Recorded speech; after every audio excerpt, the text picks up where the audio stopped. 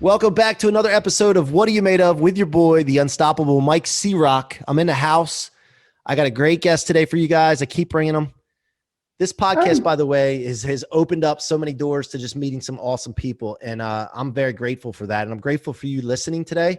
I'm grateful for your support of the What Are You Made Of movement and also the Rocket Fuel book, Convert Setbacks, Become Unstoppable. By the way, go get that book at mikecroc.com/book.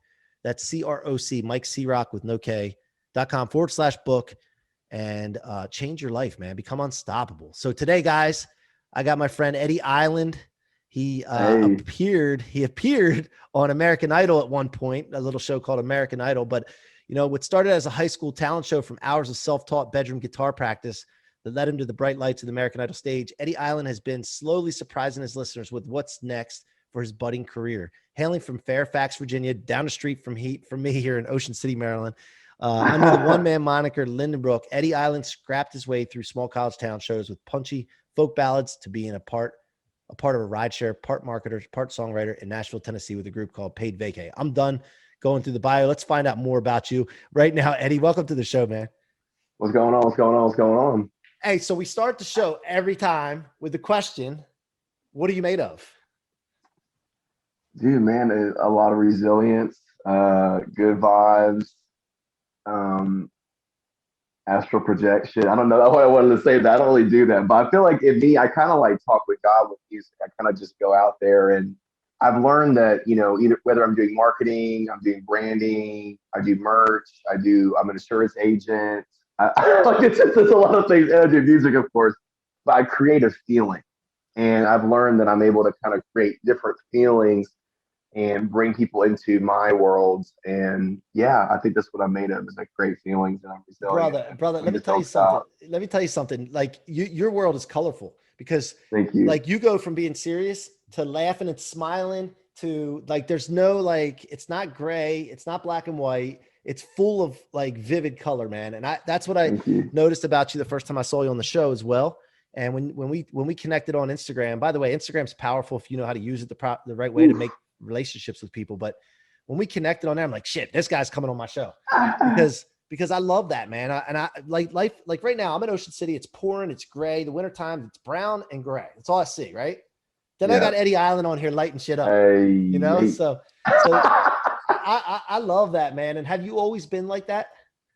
Yeah, I mean, as a kid, I was like the sunshine. Everyone loved me, and I was super happy and would brighten everyone's day. The dude at the grocery store, checking out, would always wait for me, and I'm like laughing. And I think I was that person for a long time, and then I kind of lost that during like adolescence. Just extremely depressed, didn't fit in, didn't feel like I was seen or loved. Music kind of was my escape, and I was able to kind of write about. I didn't know how to read music or play music, so I wrote my own songs, and that kind of just was this thing that I always did. And then, I loved it and ended up playing my school's talent show, and people went from making fun of me to like crying and like they couldn't believe that I had this gift and I didn't even know what that meant. And went to school in Ohio, middle of nowhere, and played shows and did marketing as a degree in communications, and ended up kind of just moving to Nashville for a Paramore concert on a whim and never leaving. It's been like 6 years and I'm still here. So you like, so inside, like right now, are you as you appear on the outside with the smiles Yes, and laughing I'm and all back. that? Like, I'm back on it. I like I have a lot of international calls and like I have to explain to them that I'm not on drugs. Sometimes right, I'm like, right. not right now. I mean, we're crazy but wholesome, but Yeah. I'm like, I just love my life. Yeah, Like yeah. I do. Like I'm just loving it, man. I'm just hanging out. We're in this office space I got, and we're in the big cool conference room, and like doing our call with Mike C-Roc, baby. Let's go. Let's go. It's rocket fuel, man. Rocket Yeah. fuel, baby. So all right. So let's take us back. So then you went and prior to getting into music. Okay. When did you get into Mm. music really? Like what age? It was crazy. So I never really knew music was even a thing. Like, my, I'm from Northern Virginia, like very like strict. Everything's college, everything's government, everything's comparison. The only thing that we had music wise was Guitar Center. Um, So growing up, I would drive around and we would listen to Big 100.3, the oldie station, and I would like sing along and stuff. My parents loved it, but they never like really played music. No one does music in my family, really. I had one uncle who was kind of like the rebel guy who wore kind of the same glasses as me, which we found out later was just like so weird.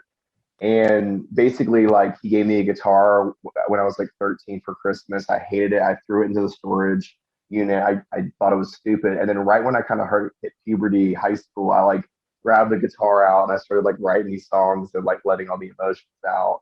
But my friend Austin Bell, shout out to Austin Bell, gave me a CD. It was like a little mixtape in middle school, and it had like Red Hot Chili Peppers and the Killers, and it had like all these bands on it. I didn't even know they existed. And I grew up in a very strict conservative world. And so I just remember like one of my friends coming over to my house and their parents are picking him up and they're like, yeah, I heard Eddie's listening to Death Cab for Cutie and the Killers. Like, what is that? Like, I'm like some bad kid. And I'm like, actually, it's like the most not, bad music ever. And like your son's sneaking out. And, it's just like you don't even know.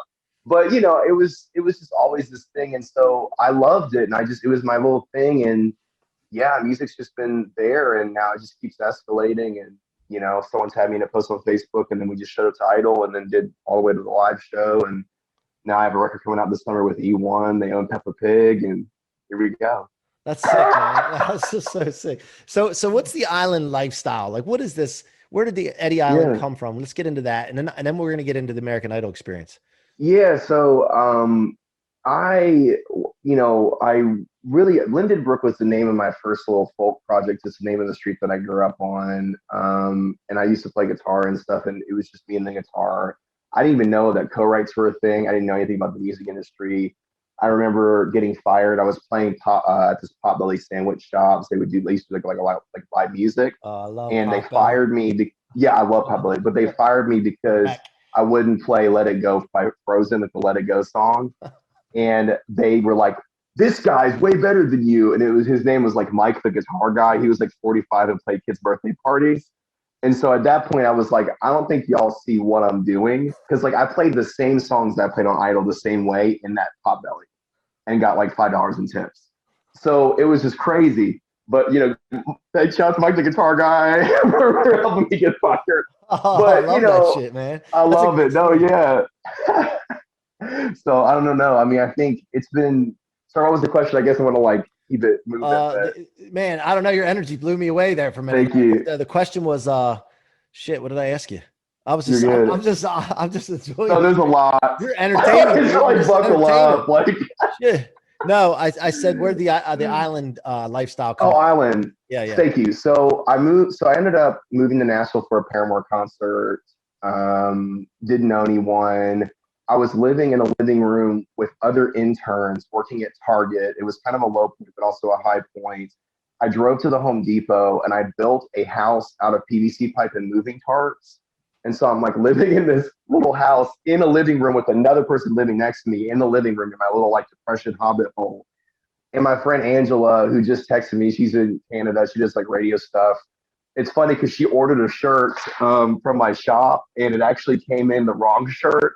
And I made a shirt that says Sturgill Simpson is my dad for myself that was not supposed to be sold. And they printed that and shipped that to her. So now it's hilarious. But she texted me and she was like, Eddie, you're isolating yourself. I feel like you're becoming Eddie Island. And that was the rocket fuel. And I was like, that's me. That's the brand. I'm like, I'm Eddie Island. And so I didn't like go around like acting crazy, but like I'd go to parties and they're like, you're that island guy. And they just started saying that and it stuck. And, another side of it, you may not know, you maybe know from the Instagram, but the Nashville Mayor thing kind of had like a similar trajectory. Like Yeah, I my remember band, that. I had this indie rock band and like I woke up one night after a crazy show and they're like, yo, we changed everyone's Instagrams. And like they had gotten my phone and like one person was like Nashville helicopter, Nashville police, and I was the Nashville mayor. And so I kept it and just didn't really think about it. And then, yeah, the idol started escalating and I was like, well, if I'm going to do something, I'm going to do it like the best way I possibly can. So I'm going to walk in there with mayor buttons and welcome them to the island and just go crazy. And it worked. Yeah, man. It was sick. So I remember when they first saw you, it was Katy Perry. Was it Luke? Yeah, Katie, Luke, and and Lionel. Lionel. Yeah, it was those three. Yep. So, and Lionel's cool too because Mm, he's Motown, but he recognizes yeah. talent. He recognizes uniqueness. You got to have a Mm, difference for branding. Like what sets you apart, mm, right? And as soon as you walked in, like if you could play some music, you were going to make it to the next round. Like there was no yeah. doubt about it, right? Mm, So mm, so ye- so when you're doing music prior to that though, do you get impatient as you're trying to create a music career? Like artists see for me, just to give you an example, preface this. I get stressed out sometimes and frustrated because I want to move fast. Like I know I mm, have some greatness inside of me and I know I can impact millions and hundreds of millions of people.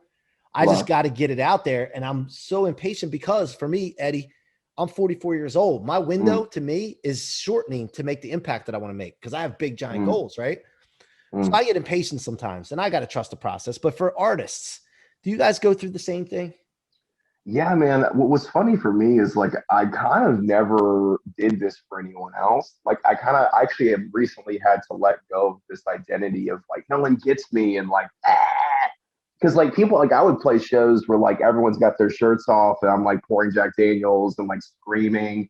And then I would also play these like church gigs. So it's kind of like Yeah. a little all over the place. And I also had to learn if you say everyone take your shirt off, everyone's gonna take your shirt off and it's not wholesome. I had invited people from church. I didn't know. I was that lit. It was too crazy. The only thing that exists is Polaroids that are not, wholesome to show people. But I think, I don't know, man. Forgetting the question again, but just having a good time. Yeah. No. But I do. By the way, man, I do that. I did 300 interviews last year. Not my I show. know you're killing it. Oh, the process. Yeah, yeah, yeah. Artist process. Yeah. But I do the same thing. Like I forget what the people ask me because I go on this. I do the same thing. So Little I can relate to it. tangent. Little But tangent. but but the patience and the process and trusting the process and all that jazz. Like you go through that. Yeah, I had to, man, because it was like everyone in my life told me I was a failure. I mean, I still remember like getting going to Thai restaurant. They ended up burning down, which was like this symbolism of like I had like conquered this. And I'm sitting there with Nathan, who is awesome. He actually works for Steve Aoki now. I think he's gonna put me on. Thank you, Steve. I'm making EDM music Sick. now. That's my The dude. island is like dance music now too. Oh, I love But it. I That's my basically, no, it's crazy. Like I went like nuts at the studio and like drank all this coffee, and everyone was like watching me, like, dude. We what? gotta hang, Because dude. like I I love just, that music, man. yeah, like it's about to be crazy. Like the big like David Guetta. But anyway, so I'm already so excited for it. But the process, for me, like he's like, man, everything in your life is a failure. Like you can't hold a job, you can't do this. And I'm like, well, no, I'm working at places until I max out and they don't value me anymore. And if they don't value me, I have to leave. I worked at Warby Parker, Lyft, all these different brands. It was great experiences, but it was like all divinely guided to where like I would go experience these things and then max out and then have these other new experiences. I really worked full time until just now, recently, doing digital marketing and branding and social media. I still have an agency and my LinkedIn's great.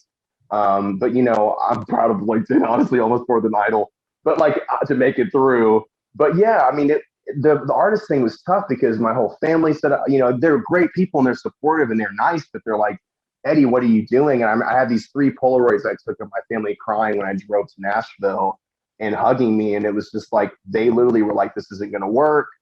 And now they're saying, we're so happy you moved to Nashville. So it's Yeah. really nuts. Like all the haters became my biggest fans. I drove back home to DC and I went to my high school, Trinity, shout out, you already know. I pulled up, I hated it there. They were awful, didn't value me. The number one hater principal is like walking around with a megaphone and he has like basically a heart attack. I didn't know anyone's there because it's Corona. And the one day that the whole school was there to pick their things up from their locker was the day that I decided to visit. And so my mom is driving me in the Altima and we pull up and he's like, oh my gosh, oh my gosh. And he runs over to the car and he's like, the American Idol superstar is here. The American Idol superstar. And he's like on the megaphone. And I drove around like the queen and I waved at all my teachers and they all just ran out of the building trying to catch a glimpse of me. And I was just like, this is so surreal. Like I used to listen to the Killers and the Gorillas and 2004 Kanye and like every day in the carpool line and praying for this moment. And it just happened, but it was like it wasn't empty, but it was like I don't need this to be happy. And it's great that it happened though. We bless it.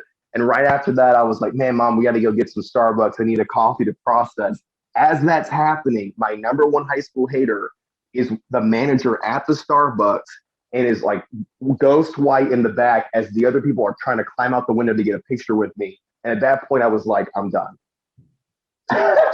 Like you're done. Like what? Like you mean like I'm just like we peaked. All my high school dreams are just happening right now, and like I don't know what to do. So hold on. And, So like this is what I just wrote about this in the book. It's called the hater cycle. So by the way, if you notice what you said, it's some of the closest people to you, family, friends. Those are the ones that shock you the most. And I don't think they really mean anything by it. There's a couple things that go on, right? One, they're trying to justify their position for not going for something big, right? Exactly. They got to justify that part. Then also they care about you, so they don't want to see you like falter. But I think it's the first one more than anything.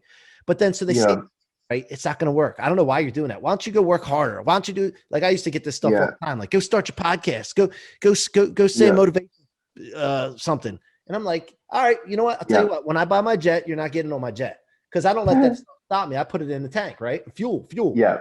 So but then the cycle goes, then you get rid of them out of your life for right now. Cause you're like, guys, you got to move to the side. Cause I'm going like, I'm stubborn, by the way. Stubborn is perversely unyielding to where I want to go. And I know you're the same. You move to the side, right? Once they're moved to the side, then you go do your thing. And then they start seeing what's going on. Holy shit, man, Eddie, I don't know. Doing something. And they get interested. And then they come all the way around full circle. They come back to you and they're like, I knew he was going to be good. I told you guys.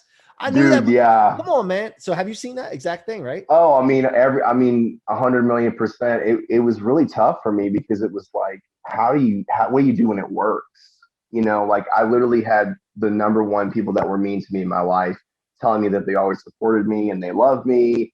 And it's almost just like this jarring experience because you're like, I don't know what's real anymore. I genuinely feel like I was on the Truman Show. I don't think I've left the Truman Show with Idol. Like I told everybody I was going to walk in there and Katie was going to say I was her mayor, and it happened. And like top 14, bop, everything bop.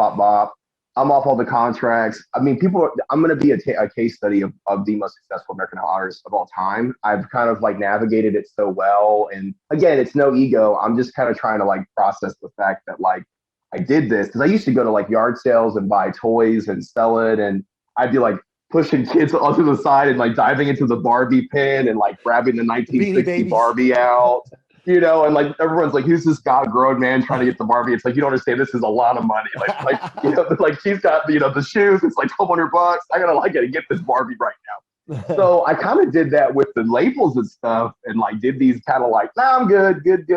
And so I'm not in debt. I don't owe them anything. I'm not managed anymore. I don't have anything that's controlling. And now I'm like a sovereign owner of like the island, and it's just working. But yeah, I mean, I became my dad's hero. I became my family's hero. People that didn't know they could do it, they're now looking to me to do it because I did it.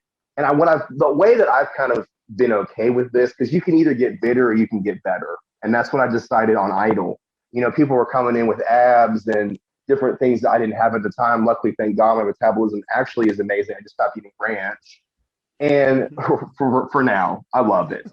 But but I know I love it, baby. It's too much. But anyways, I decided it was like, you know what? I gotta like, they're not saying this because of anything. It's like, well, no, they're thinking I can't do that. That's why they're saying that. Oh, you can't do that. Well, no, you can't do that. Yeah, but I can do it. Yeah, you can't do that. Yeah. But the thing is, the sad part is they really can. Everyone can do it. And so many people hear it from people closest to them and they quit. That's what I'm ending. Yeah. I'm ending that. That's what I'm going after. It's over. To me, that's the first indication that it's working.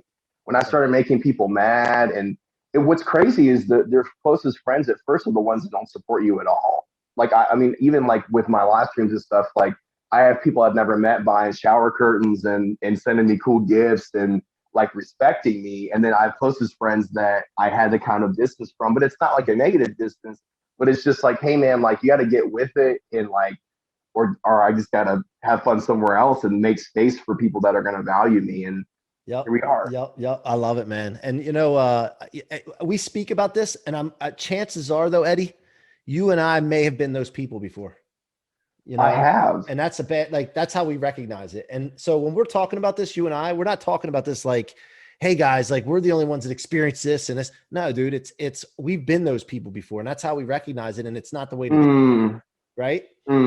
absolutely. I think that's the biggest thing too, is like I've had like a lot of like growth spiritually as a person, like just seeing all sides of the coins now, realizing that the fame will not make you happy. And also realizing, I mean, I remember, going to the Katy Perry catering. It's like basically Emeril Lagasse's building a pizza oven in the middle of the room. Unbelievable, like every possible option of food items in the room. I'm so nervous I can't eat, and having a better time at the neighborhood Nashville Naked Baby in the pool with the dog with the $10 hot dog barbecue because they loved me there and I was seen, and realizing that like the everyday people actually are way more wealthy than a lot of you people you see on Instagram because they Yeah. have real love in real life. Yeah. Yeah. I love that, man. So tell us about when you went on American Idol, you go there after you get the yellow ticket and Katie says you're her mayor or whatever it was, right? Yeah. Then from there, like what happens after that? Well, so what happened was it's kind of surreal, but they told me that there was a vocal coach in the room. And then I opened the door and it was the judges. So the entire time they're trying to make you like freak out and pee your Ah, pants and okay. cry. But Gotcha. we just didn't on camera. But basically I with Idol, so I do that. They fly me to Vegas. Before that, I do the opener. We get the golden ticket, and then I'm still driving for Uber, and I'm like trying to tell people that I'm driving, like, no, I'm on American Idol, and they're like, no, you're not. And then eventually, once it's airing, they're telling me who I am, and they're like, dude, you grew up here. I saw the show, and I'm like, no, like it's me, like I'm the one, I'm the person on the show, Right, and I'm right, telling you, I didn't grow up here, and it's not even like a flex. I just did. But it was kind of nuts. So we did that. We went to Hollywood Week. It was unbelievable. It was crazy and just insane. And like 48 hours, 72 hours, like 4 or 5, 6 days of nonstop. I threw up for 12 hours. The chicken was pink in catering. I think I got food poisoning.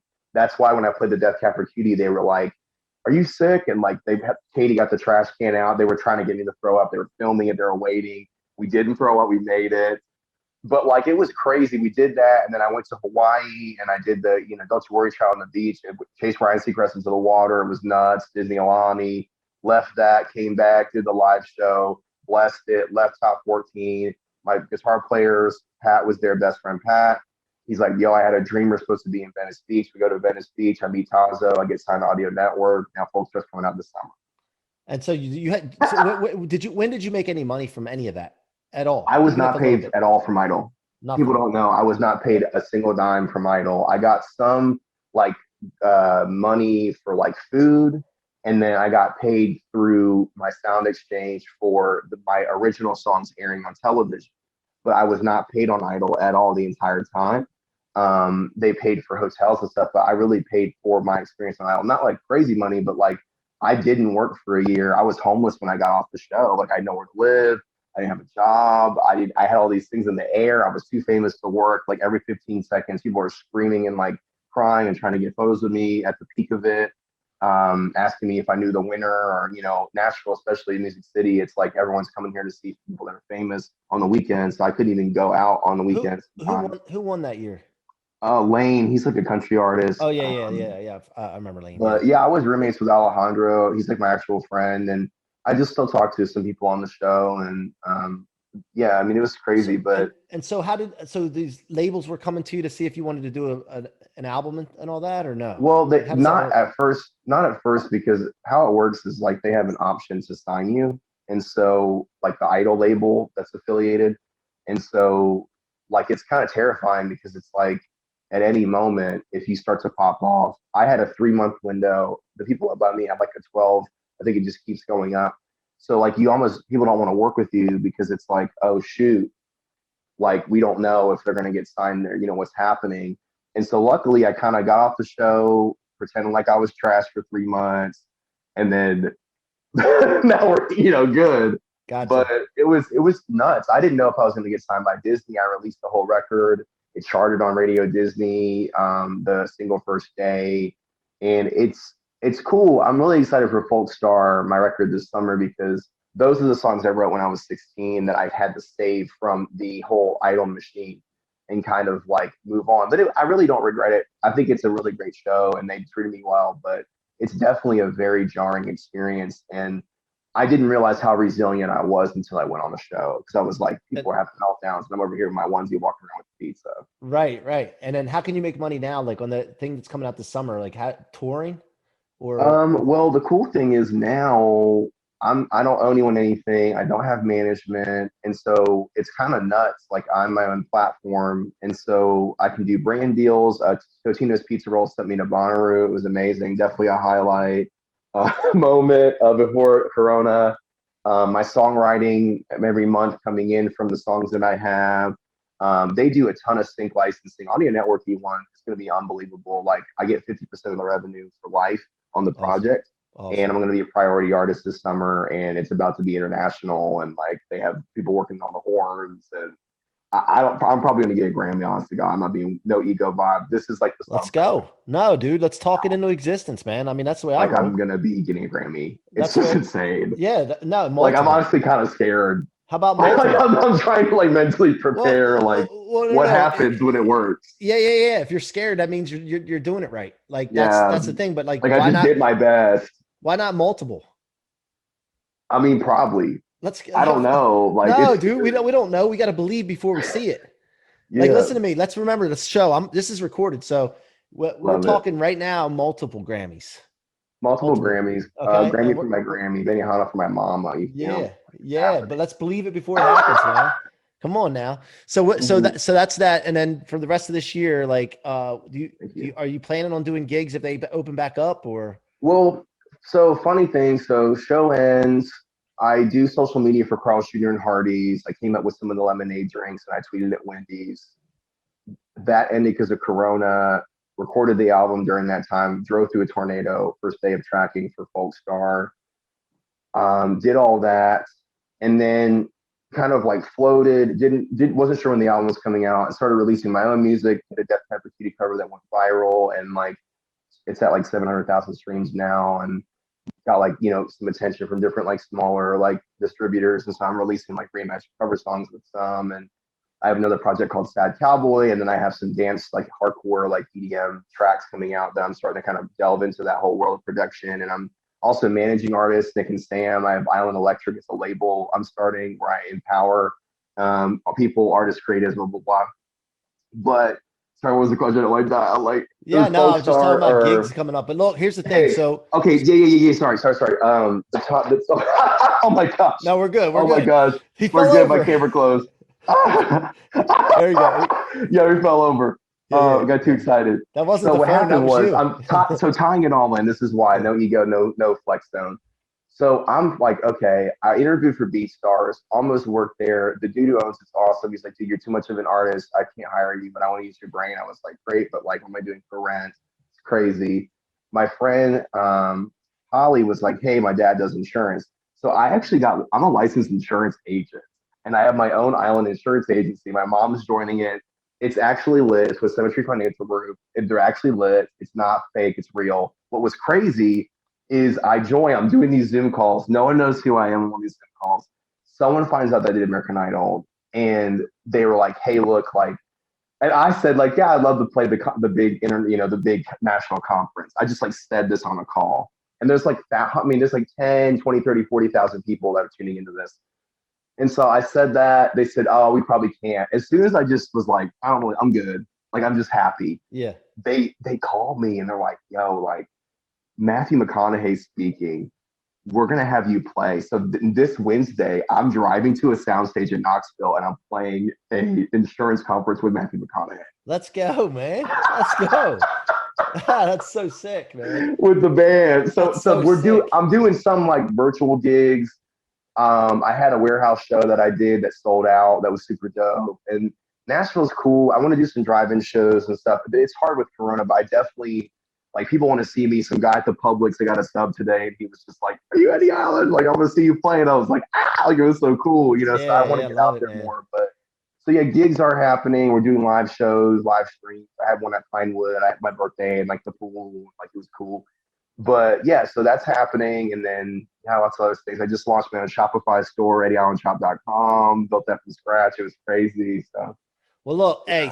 so guys, go support Eddie. I mean, look out for him because you know you might as well support him before he gets his Grammy because after he gets his Thank you. come on now, like that ain't right. So go do Hey. it before he gets the Grammys, The and Grammys. and how what's the best way for people to communicate with you and get Uh you? Instagram or yeah, I would say Nashville Mayor on the Instagram, EddieAllenShop.com for the merch. We can make promo code C-Roc.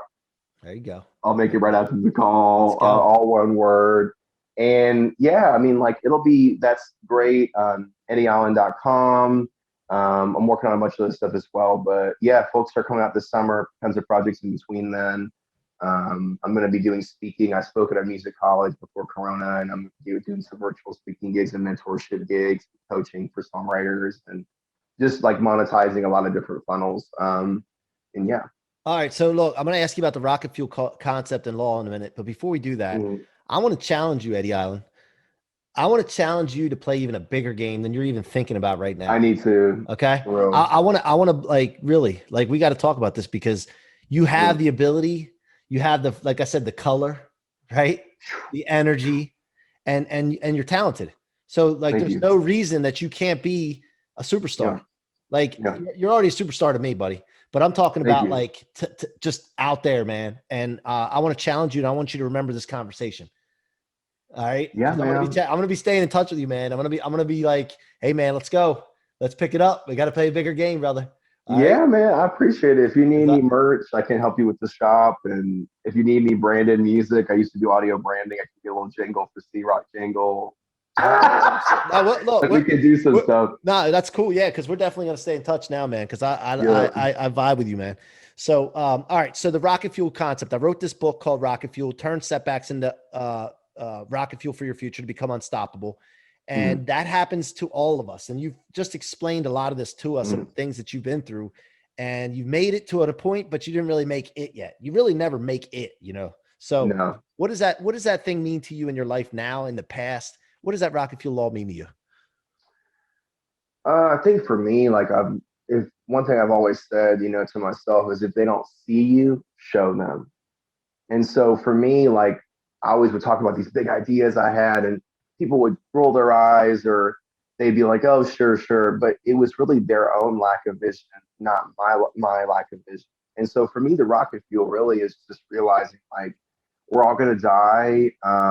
I want to wake up every day and love my life, and I want my past self to be proud of me, and I'm going to take all these experiences I've had that were unpleasant and write songs about them and cash out. And that's exactly what's kind of happening. And the reality is people. The reason why it's cashing out is because it's providing value for people. Value is the key. And I think it took a long time, but you can't be married to what it looks like because oftentimes if you are, you don't get what you actually want. And so now I'm embracing all of it, having fun, but really just pouring it all into the tank, all the no's. There will be a yes at some point, and yeah. I love it, man. Hey, you should have put like that right there should have been a chapter in my book. So, Hey, let me know. We hey, can write. nah, man. Listen, I appreciate you so much, and you lit me up today, man. It's like I said, it's Thank gray you. and dark here in Ocean City, Maryland. By the way, have you been to the beach here in Ocean City, Maryland? I think I might have. I remember everybody would drive up there. That was like a cool spot to Yeah, go. yeah. I Like don't know if you Ocean ever. City and like Yeah, all back the in the day, it was a stickers and little party spot. turtles and Yeah, yeah, yeah, yeah, big bar yeah. spot. Yeah. Well, look, thank you for coming on the show, Eddie. I appreciate you, man. I'm proud to call you a friend now. And Thank you, man. if there's Welcome to the anything you ever island. need from me, your boy C-Roc, I'm always here for you. Just reach out to Instagram or email, whatever you want to do, man. So, Thank you, man. guys, thank you for listening to the What Are You Made Of podcast with your boy C-Roc and the Eddie Hi. Island, the mayor of Nashville, Thank you, man. the motherfucking mayor of Nashville in the house. So, all right, guys. So come back next time. Until next time, though, be unstoppable.